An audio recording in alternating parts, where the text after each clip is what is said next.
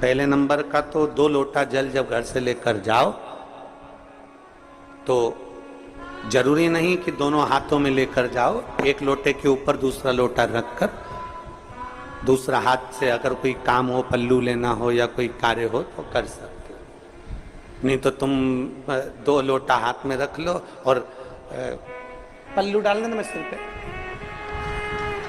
जरा सिर पे पल्लू। अब वो तुम्हारा लोटा हाथ में, वो बेचारा वो भेरू पल्लू रख। ठीक है, थोड़ा और खींचो ये बाजू का, तो पल्लू वो भेरू ने और खींचा है। ठीक है, ये पल्लू हमारा मुंडा में दे दो। अब ठीक है,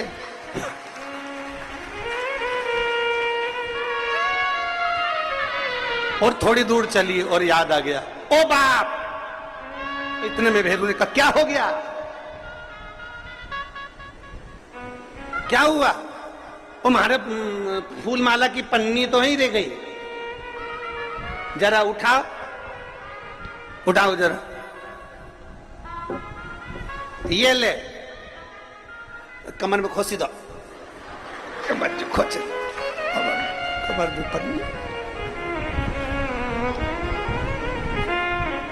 और कैलाश पर्वत पे जाके रहूंगी, भोले को अपना।